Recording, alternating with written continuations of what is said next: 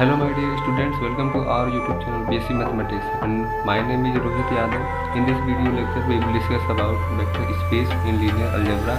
So let's start the video. आज हम linear algebra के सबसे important topic vector space के बारे में बात करेंगे। Vector space इसमें दो टाइप की ऑपरेशंस होती हैं। पहला internal binary operation, internal binary operation and second external binary operation. External binary operations, तो इंटरनल बाइनरी ऑपरेशन में क्या होता है? In first internal binary operation, internal binary operation, internal binary operations में एक ही सेट पर ऑपरेशन होता है। जैसे इसमें जो मैपिंग होगी वो कुछ इस तरह से होती है, V cross V to V। एक ही सेट लेते हैं V क्रॉस V का V में ही एक मैपिंग डिफाइन करते हैं। इस तरह की मैपिंग को कहते हैं इंटरनल बाइनरी ऑपरेशन। और जो सेकंड होता है external binary operation, external binary operation, इसमें जो मैपिंग हमारी होती है वो दो सेट के बीच होती है। एक एक्सटर्नल बाइनरी ऑपरेशन में जो मैपिंग है वो कुछ इस तरह से होगी, F cross V to V।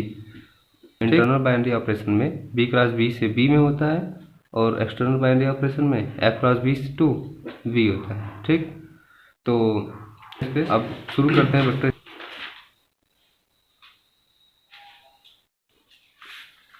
तो वेक्टर स्पेस क्या होता है? कोई भी अगर सेट हो, कोई भी अगर ग्रुप या कोई फील्ड हो, इसे वेक्टर स्पेस दिखाना है तो उसके लिए ज़रूरी कुछ एक्सियम्स होते हैं जिसे फॉलो कराना पड़ता है। अगर वो सारे प्रॉपर्टीज़ अगर वो सेट या ग्रुप फॉलो करता है तो उसे हम वेक्टर स्पेस कहेंगे, फॉलो नहीं करेगा तो उसे वेक्टर स्पेस नहीं कहेंगे। तो वेक्टर स्पेस की डिफिनेशन क्या है? Let F be a field, let F be a field whose elements called scalars, then the system B plus dot consisting of। F कोई एक फील्ड है, F कोई एक फील्ड है और फील्ड के एलिमेंट्स को स्केलर कहते हैं, हम जानते हैं। फिर जो सिस्टम होता है ये अलजेब्रिक स्ट्रक्चर जो है V प्लस डॉट, जिसमें कि V प्लस जो है V प्लस के रेस्पेक्ट में इंटरनल बाइनरी ऑपरेशन एग्जिस्ट करता है और B प्लस V डॉट के रेस्पेक्ट में एक्सटर्नल बाइनरी ऑपरेशन। ठीक है, तो इसमें क्या होता है? इनऑर्डिनरी सेट B ऑफ V है वो सेट ऑफ वेक्टर्स है और जो F है वो सेट ऑफ स्केलर्स है, इसे फील्ड कहते हैं। इसमें दो टाइप की बाइनरी ऑपरेशंस होती हैं, अभी बताया। एक होती है इंटरनल बाइनरी ऑपरेशन, तो V का प्लस के रेस्पेक्ट में, plus in V called addition of vectors, इसे कहते हैं इंटरनल बाइनरी ऑपरेशन। और external binary operation dot in V, V का डॉट के रेस्पेक्ट में जो होता है an external binary operation dot in V over F called scalar multiplication. ठीक, इसमें मैंने बताया कि जो F होता है वो फील्ड है, इसमें capital F set of scalars, इसे फील्ड कहते हैं। ये जो कैपिटल V है सेट ऑफ वेक्टर्स, इसे हम सेट ऑफ वेक्टर्स कहेंगे। इसमें दो टाइप की ऑपरेशंस, एक होती है इंटरनल बाइनरी ऑपरेशन और एक होगी एक्सटर्नल बाइनरी ऑपरेशन। ठीक, अब हम इसे वेक्टर स्पेस कब कहेंगे या लीनियर स्पेस कब कहेंगे? Is said to be a vector space और linear space V over F if the following axioms are satisfied. कुछ फॉलोइंग एक्सियम्स है। पहला एक्सियम्स कि the system V plus an abelian group, कि जो सिस्टम हमारा है V सेट ऑफ वेक्टर्स वो प्लस के रेस्पेक्ट में क्या अबेलियन ग्रुप फॉर्म करता हो। ठीक, और जो सेकेंड है कि स्केलर मल्टीप्लिकेशन इज क्लोज्ड, हमारा जो स्केलर मल्टीप्लिकेशन है वो क्लोज्ड होना चाहिए। ठीक, और V3 में आएगा कि multiplication by scalar is distributive. इसमें डिस्ट्रीब्यूटिव प्रॉपर्टी को हम डिफाइन करेंगे, लेफ्ट डिस्ट्रीब्यूटिव और राइट डिस्ट्रीब्यूटिव। अगर इन्हीं तीन प्रॉपर्टीज़ को अगर वो फॉलो करेगा तो हम वेक्टर स्पेस कहेंगे। ठीक है, तो फिर देखते हैं क्या क्या हमें दिखाना पड़ता है। पहले the system V plus is an abelian group, जो हमारा सिस्टम है सेट ऑफ वेक्टर्स बी वो एक अबेलियन ग्रुप होगा। तो हम जानते हैं अबेलियन ग्रुप के लिए क्या करते हैं, 5 प्रॉपर्टी होती है इसमें अबेलियन ग्रुप में। एक होती है क्लोजर प्रॉपर्टी, एसोसिएटिव प्रॉपर्टी, ठीक है, और होती है existence of identity, existence of inverse, और लास्ट आती है कम्यूटेटिव प्रॉपर्टी। ठीक, क्लोजर लॉ में क्या करते हैं, क्लोजर लॉ में हमारा एक सेट होता है बी, सेट ऑफ वेक्टर्स या कोई भी, तो इसका हम 2 एलिमेंट लेते हैं बी1 और बी2। बी1 और बी2 कैपिटल बी का 2 एलिमेंट लेते हैं, इसको इसके ऑपरेशन पर ऑपरेट करते हैं, और जो हमें प्रोडक्ट मिलता है वो कहाँ, बी में बिलोंग करना चाहिए। ये कहता है क्लोजर प्रॉपर्टी। एसोसिएटिव प्रॉपर्टी क्या होती है कि हम 3 एलिमेंट लेंगे सेट का हम 3 वेक्टर्स लिए, तीनों वेक्टर्स को b1 plus b2 plus b3, इन दोनों के एडिशन में b1 को ऐड किए इक्वल टू इन दोनों के एडिशन में v3 को ऐड किए, इन दोनों की वैल्यू इक्वल आनी चाहिए, इसकी वैल्यू और इसकी वैल्यू, तो एसोसिएटिव प्रॉपर्टी को फॉलो करेगा। तीसरा आता है एग्जिस्टेंस ऑफ आइडेंटिटी। तो एग्जिस्टेंस ऑफ आइडेंटिटी में क्या है कि in the respect to addition के रेस्पेक्ट में जो आइडेंटिटी होती है वो होती है 0। तो 0 बिलोंग करना चाहिए बी में। There exist an element 0 belonging to B such that, 0 एक ऐसा एलिमेंट बी में होना चाहिए कि जिसे हम किसी सेट के किसी एलिमेंट में अगर ऐड करें तो वही हमारा एलिमेंट आना चाहिए। ठीक है। एग्जिस्टेंस ऑफ इनवर्स में क्या है कि एग्जिस्टेंस ऑफ इनवर्स, तो with the respect to addition के रेस्पेक्ट में जो हमारा इनवर्स होता है, अगर हम v1 कोई एलिमेंट लेते हैं v का कोई एलिमेंट v1 लिए, तो इसका जो इनवर्स होगा, एडिटिव इनवर्स क्या होगा, -b1, तभी तो इन दोनों को ऐड करेंगे तो 0 आएगा हमारा। तो b1 का additive inverse -b1 plus b1 equal to 0। तो हमारा जो -b1 है वो भी बिलोंग करना चाहिए किसमें, b1 में। -b1 जो हमारा एलिमेंट है जो कि एडिटिव इनवर्स है आप b1 का, वो भी v में बिलोंग करेगा, तभी तो एग्जिस्टेंस ऑफ इनवर्स सेटिस्फाइड होगा। ठीक, उसके बाद बात करते हैं कम्यूटेटिव लॉ की। ठीक है, कम्यूटेटिव लॉ में क्या होता है कि हम सेट का 2 एलिमेंट लेते हैं, एक b1 एक लेते हैं b2, तो b1 plus b2 equal to b2 plus b1, तो कम्यूटेटिव लॉ को सेटिस्फाई करेगा। फिर b2, ये तो हमारी पहली कंडीशन कंप्लीट हो गई। पहला क्या कि the system B plus is an abelian group.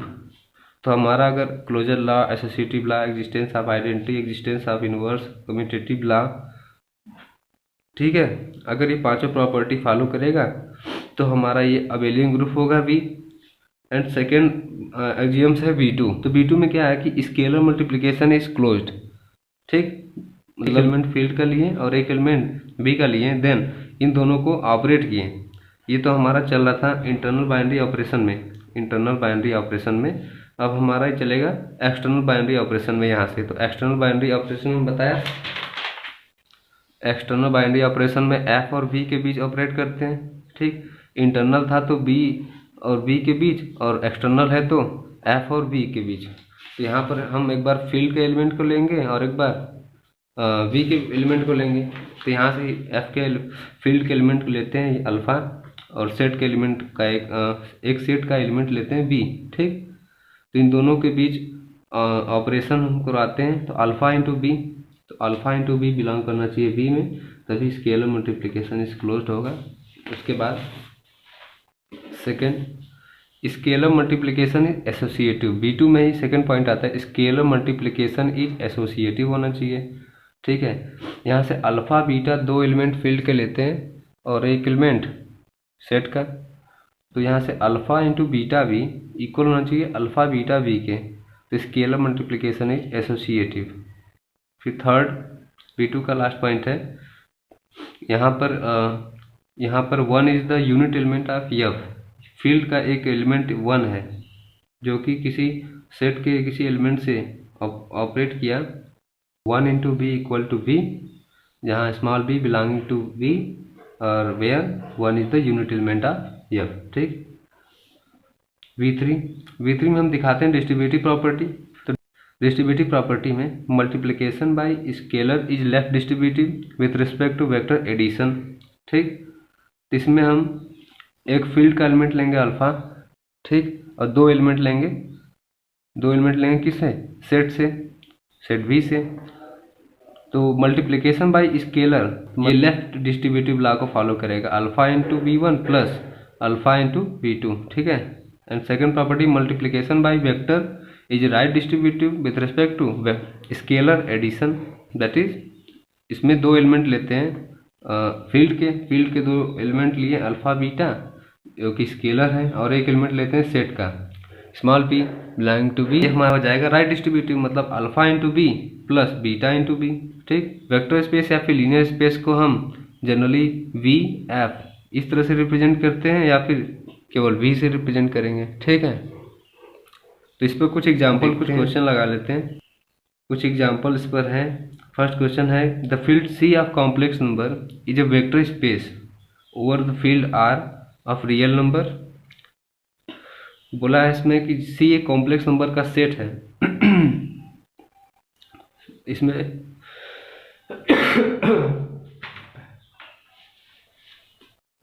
इसमें क्या है कि क्वेश्चन में कहा है the field C of complex number is a vector space over the field R of real numbers, ठीक है। हमको प्रूफ करना है कि जो कॉम्प्लेक्स नंबर का सेट है, फील्ड है, वो वेक्टर स्पेस फॉर्म करेगा जिसका फील्ड आर है, रियल नंबर है। सॉल्यूशन देख लें इसका। पहले हमको सी को क्या प्रूव करना है कि जो सेट ऑफ सी है, फील्ड सी है, वो एक वेक्टर स्पेस फॉर्म करेगा over the field R real number. तो हमको इसे पहले दिखाना पड़ेगा तीन प्रॉपर्टी, एक B1, तीन प्रॉपर्टी तो दिखानी पड़ेगी ना। कौन कौन सी? पहली ये B1, ठीक है। B1 क्या, अबेलियन ग्रुप होना चाहिए। जो हमारा ये C है, फील्ड C है, वो हमारा क्या होना चाहिए, अबेलियन ग्रुप फॉर्म करना चाहिए। And second property scalar multiplication closed होना चाहिए, ठीक। उसके बाद स्केलर मल्टीप्लिकेशन एसोसिएटिव होना चाहिए, फिर स्केलर मल्टीप्लिकेशन यूनिटी होनी चाहिए। उसके बाद multiplication by scalar is left distributive होना चाहिए and multiplication by vector is right distributive होना चाहिए, ठीक। तो इन प्रॉपर्टी को अगर ये फॉलो करेगा तो क्या होगा, ये वेक्टर स्पेस फॉर्म करेगा। First we show that the set of complex number C is an abelian group. पहले अबेलियन ग्रुप दिखाते हैं, ठीक है। अबेलियन ग्रुप में 5 प्रॉपर्टी होती है। पहली क्लोजर लॉ, क्लोजर लॉ है ना। क्लोजर लॉ में क्या करते हैं, सी के दो एलिमेंट लेते हैं। अब सी एक कॉम्प्लेक्स नंबर है तो इसका element a plus I B या फिर x प्लस आई वाई के फॉर्म में होगा। तो यहाँ से a1 प्लस आई बी वन पहला एलिमेंट लेते हैं, दूसरा एलिमेंट लेते हैं a2 plus I B to. तो जो कॉम्प्लेक्स नंबर है उसका हम दो कॉम्प्लेक्स नंबर के दो एलिमेंट लेते हैं, दोनों एलिमेंट को ऑपरेट करते हैं, ठीक। तो a1 प्लस आई B one plus a2 plus आई बी टू, इसकी वैल्यू क्या हो गई, रियल का रियल में एडिशन और इमेजनरी का इमेजनरी में ऐड कर दिए। a1 प्लस a2 प्लस आई बार कॉमन b1 प्लस b2, तो हमारा इस फॉर्म में आ गया। अब देखो इसमें क्या हुआ कि कॉम्प्लेक्स नंबर जो है उसमें दो एलिमेंट हम लिए हैं, a1 प्लस आई बी वन, a2 प्लस आई बी टू। यहाँ पर जो हमारा a1 है, b1 है, a2 है, b2 है, ये चारों एलिमेंट कहाँ, फील्ड के एलिमेंट हैं। कहाँ के एलिमेंट हैं, फील्ड, रियल नंबर। ये सब क्या है, रियल नंबर। तो ये रियल नंबर है, इन दोनों को जब ऐड करेंगे तो a1 plus a2 real number ये है, ये भी रियल नंबर है, b1 प्लस b2 ये भी रियल नंबर, ये भी रियल नंबर। तो इन दोनों का जो सम होगा, रियल नंबर सम, जो सम होगा वो भी एक रियल नंबर होगा। तो लेट कर लेते हैं यहाँ पर कि a1 प्लस a2 जो है इन दोनों का सम एक रियल नंबर होगा, तो इसे कैपिटल A से डिनोट करते हैं। और b1 और b2 ये भी रियल नंबर है, तो इन दोनों का सम भी क्या, रियल नंबर होगा, तो इसे कैपिटल B से डिनोट करते हैं, ठीक है। तो ये a प्लस आई बी के फॉर्म का बन गया। तो a प्लस आई बी जो फॉर्म है, ये फॉर्म कहाँ बिलोंग करेगा, ये भी कॉम्प्लेक्स नंबर है। तो कॉम्प्लेक्स नंबर तो सेट ऑफ कॉम्प्लेक्स नंबर में बिलोंग करेगा। मतलब कि दो एलिमेंट लिए थे, दोनों को ऑपरेट किए, तो जो हमारे पास आया प्रोडक्ट वो भी बिलोंग कर रहा है सी में। तो ये क्लोजर लॉ को क्या करेगा, thus the closure property is satisfied. तो क्लोजर लॉ सेटिस्फाइड हो गया। अब उसके बाद एसोसिएटिव प्रॉपर्टी देखते हैं, ठीक है। एसोसिएटिव प्रॉपर्टी, एसोसिएटिव लॉ में तीन एलिमेंट लेते हैं, a1 plus I B one, a2 plus I B two, a3 plus I b three belonging to c, ठीक है। कॉम्प्लेक्स नंबर का 3 एलिमेंट लिए, तीनों एलिमेंट को ऑपरेट कराते हैं फर्स्ट एलिमेंट का एडिशन इन दोनों एलिमेंट्स के एडिशन के साथ। ठीक, इसकी वैल्यू निकालते हैं कितनी आई। इसका देखो a1 प्लसib1 प्लस यहाँ a2 plus ib2 plus a3 plus ib3, इन दोनों को रियल नंबर का ऐड कर दिए और इमेजनरी नंबर को अलग से ऐड कर दिए। तो a2 प्लस a3 यहाँ पर plus i bar common b2 plus b3, इतना आ गया।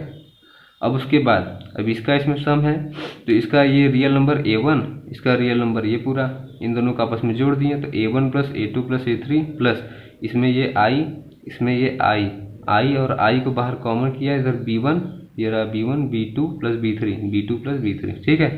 तो ये भी देखो a1 plus a2 plus a3, ये रियल नंबर, तीनों रियल नंबर है, तीनों का सम भी एक रियल नंबर होगा।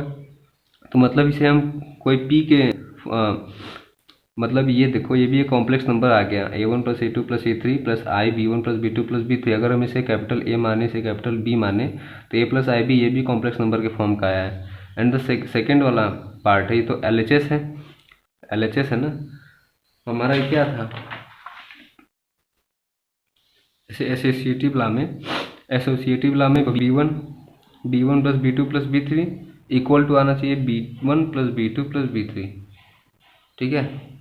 b1 का एडिशन इन दोनों के साथ और इन दोनों का एडिशन b3 के साथ इक्वल आना चाहिए। इसमें एक ही है, 3 एलिमेंट लिए थे, पहला दूसरा तीसरा, तो पहला और दूसरे तीसरे को ऐड करके इसमें ऐड किए, तो जो आएगा वो किसके इक्वल आना चाहिए, इसके इक्वल आना चाहिए।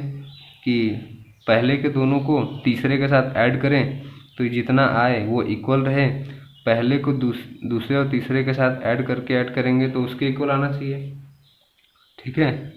तो यहाँ पर हम पहले इसकी वैल्यू निकाल लेते हैं LHS की। ये LHS वाले पार्ट की वैल्यू है, यहाँ पर आई है, ये वाली LHS पार्ट की वैल्यू है ये फर्स्ट एलिमेंट और सेकंड और थर्ड का एडिशन के साथ एडिशन, ये और ये फर्स्ट और सेकंड का एडिशन और उसके साथ थर्ड का एडिशन, ये दोनों सेम आई है। a1 plus a2 plus a3, a1 plus a2 plus a3 plus i b1 plus b2 plus b3 plus i b1 plus b2 plus b3। तो ये भी the associative property is satisfied.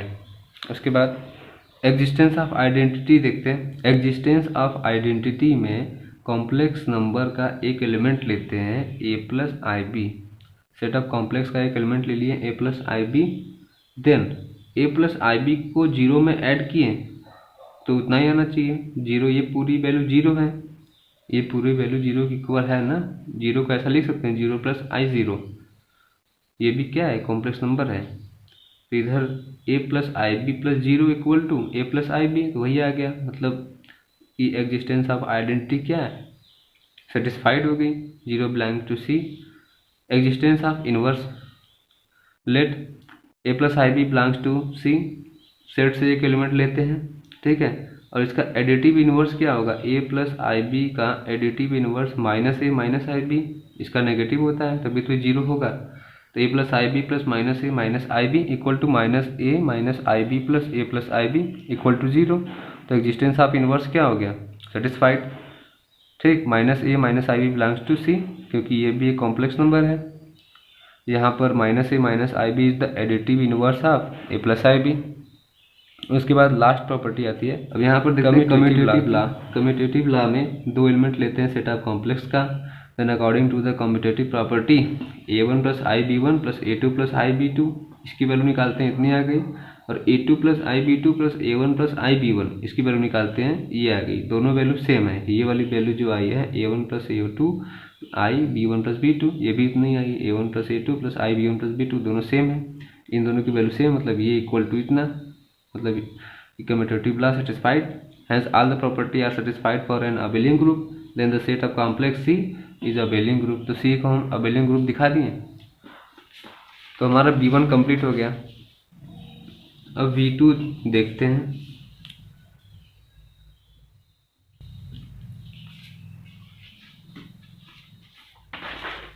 V2 में क्या आता है, ये रहा V2 का first scalar multiplication is closed, ठीक है। स्केलर मल्टीप्लिकेशन जो हमारा है वो क्लोज होना चाहिए, मतलब एक फील्ड का एलिमेंट लेते हैं अल्फा, रियल नंबर है, फील्ड का एक एलिमेंट अल्फा लिए और x plus I y belongs to C, set का एक एलिमेंट लिए, दोनों को ऑपरेट करवाएं alpha x plus I Y equal to alpha x plus I alpha y, मतलब अल्फ़ा एक्स प्लस आई अल्फ़ा वाई आ गया। यहाँ पर देखो अल्फ़ा जो है वो रियल नंबर है, एक्स भी रियल नंबर है और वाई भी रियल नंबर है। तो अल्फ़ा एक्स प्लस आई वाई, अल्फ़ा फील्ड का एलिमेंट और सेट के एलिमेंट को ऑपरेट करवाएं तो कितना आया, अल्फ़ा इंटू एक्स प्लस आई अल्फ़ा इंटू वाई। ठीक है, तो alpha into X, alpha real number है, एक्स भी रियल नंबर है, तो इन दोनों का प्रोडक्ट भी रियल नंबर होगा। तो हम अल्फ़ा एक्स को पी लेट कर लेते हैं और अल्फ़ा वाई को क्यू, तो पी प्लस आई क्यू के फॉर्म का हो गया, P plus I Q belongs to C, then the scalar multiplication is closed. Scalar multiplication is associative. तो फील्ड का एक एलिमेंट लेते हैं, फील्ड के दो एलिमेंट लिए, एक अल्फ़ा और एक बीटा, और एक एलिमेंट सेट का ले, ठीक है। तो alpha plus beta into x plus आई वाई इक्वल होगा किसके, इसकी वैल्यू कितनी आएगी, अल्फ़ा और ये beta x plus i beta y, फिर अल्फ़ा के जैसे मल्टीप्लाई कराएंगे तो alpha beta x plus alpha i alpha beta y, तो इसकी वैल्यू निकालते हैं अल्फ़ा बीटा एक्स प्लस आई वाई की, इसकी वैल्यू होगी अल्फ़ा बीटा एक्स प्लस आई अल्फ़ा बीटा वाई। तो इसकी वैल्यू और इसकी वैल्यू दोनों इक्वल आ गई, ये दोनों सेम है, इतना इतना, तो ये दोनों भी इक्वल होगा, मतलब अल्फ़ा बीटा एक्स प्लस आई वाई इक्वल होगा किसके, अल्फ़ा बीटा एक्स प्लस आई वाई के। Then the scalar multiplication is associative property क्या सेटिस्फाइड हो गई, और स्केलर मल्टीप्लिकेशन इज यूनिटी। इसको दिखाते हैं, इसको दिखाने के लिए सेट का एक एलिमेंट लिए एक्स प्लस आई वाई और 1 belonging to R, then the 1 into x plus I Y equal to x plus I y, where 1 is the unit element of R, जहाँ पर 1 बिलोंग कर रहा है किसमें, set of real number R में, field में। Multiplication by scalar is left distributive with respect to vector addition. Let alpha belong to R and a1 plus i b1 and a2 plus i b2 belong to C. Set का दो element लिए और एक field का element लिए, तो यहाँ पर according to the left distributive law alpha a1 plus i b1 plus a2 plus i b2 equal to होगा किसके, alpha a1 plus i b1 plus alpha का इसमें मल्टीप्लाई करेंगे तो alpha a2 plus i b2। ठीक है, ये हो गया हमारा LHS, ये हमारा RHS। तो LHS की वैल्यू निकालेंगे, उसके बाद RHS की इधर वैल्यू निकालेंगे, दोनों अगर इक्वल आएगी तो हमारा प्रूफ हो जाएगा कि लेफ्ट डिस्ट्रीब्यूटिव को फॉलो करता है। ठीक है, इसकी वैल्यू निकालते हैं। देखो अल्फ़ा का मल्टीप्लाई इसमें कराएं, alpha a1 plus i b1, alpha का मल्टीप्लाई इसमें हुआ तो alpha a2 plus i b2, और ये वाली वैल्यू देखो, इसको वैसे ही उतार लेते हैं एज इट इज़, वही लाइन। उसके बाद यहाँ नीचे देखते हैं, अब इसमें देखो अल्फ़ा a1, अल्फ़ा का इसमें मल्टीप्लाई होगा अल्फ़ा a1, इसमें होगा अल्फ़ा a2, तो alpha a1 plus alpha a2, इन दोनों रियल है, अल्फ़ा a1 अल्फ़ा a2 इन दोनों को एक जगह ऐड करते हैं। ठीक है, अल्फ़ा a1 इस पूरे को और इस पूरे को एक जगह ऐड किए, रियल है, रियल पार्ट, प्लस अल्फ़ा यहाँ आई b1 है, यहाँ अल्फ़ा आई b2 है, तो आई को बाहर कॉमन लेते हैं, alpha b1 plus alpha b2, real imaginary part, ये रियल पार्ट, ये इमेजनरी पार्ट। ठीक है, इसकी वैल्यू इधर निकालते हैं। देखो इसमें भी ऐसे ही करेंगे, अल्फ़ा a1 है, यहाँ भी अल्फ़ा a2 है, इन दोनों को एक साथ ऐड करेंगे तो alpha a1 plus alpha a2 plus ये आई बाहर common, alpha b1 plus alpha b2। ठीक, दोनों इक्वल आ गया, हेंस इट इज सेटिस्फाइड। फिर लास्ट प्रॉपर्टी है multiplication by vector is right distributive with respect to scalar addition. यहाँ से दो स्केलर लेंगे फील्ड के, एक अल्फ़ा और एक बीटा, फील्ड के दो स्केलर लिए और एक एलिमेंट लेते हैं सेट का सी का, a1 plus i b1, then alpha plus beta a1 plus i b1 equal to alpha into a1 plus i b1 plus beta into इस बीटा का इस पूरे में मल्टीप्लाई किया तो beta into a1 plus i b1, उसके बाद इसका मल्टीप्लाई इसमें किए, इसकी वैल्यू निकालते हैं, इसकी वैल्यू निकालेंगे इधर, इसकी वैल्यू पूरी निकालेंगे इधर, दोनों इक्वल आएगी तो सेटिस्फाइड हो जाएगा। इसकी वैल्यू निकालते हैं, देखो अल्फ़ा a1, अल्फ़ा का मल्टीप्लाई हुआ a1 में प्लस बीटा का मल्टीप्लाई हुआ a1 में, alpha into a1 beta into a1 plus i बाहर कॉमन, आई को बाहर कॉमन हो गया, alpha b1 plus beta b1 आई बाहर, इसकी वैल्यू निकालो तो जाएगा अल्फ़ा a1 प्लस यहाँ से beta a1 real part plus i बाहर, alpha b1 plus beta b1 imaginary part. Hence all the axioms are satisfied, then the set of complex number C over the field R is vector space. ये question तो हो गया। एक और question देख लेते हैं, last example. Prove that the set of all real number of the form a plus b root 2 where a b belongs to q form a vector space over the field q of rational numbers। ठीक है, इसमें क्या prove करना है? Set of all real numbers of the form a plus b root 2 कि जो set real number का जो सेट है रियल नंबर्स का, इस फॉर्म का a plus b root 2 का जितना भी सेट होगा रियल नंबर का, वो एक वेक्टर स्पेस फॉर्म करेगा जहाँ पर a और b जो है वो रेशनल नंबर है, रेशनल नंबर के एलिमेंट्स हैं a और b। तो हमें यहाँ पर r को दिखाना है वेक्टर स्पेस। मेरे चैनल पर नए हैं, चैनल को सब्सक्राइब करिए, बेल आइकन को भी अवश्य दबा लें। वीडियो को ज़्यादा से ज़्यादा अपने दोस्तों में शेयर करें ताकि उनका डाउट क्लियर हो सके। अगर आपका कोई डाउट है तो कमेंट अवश्य करें। वीडियो को लाइक करना ना भूलें।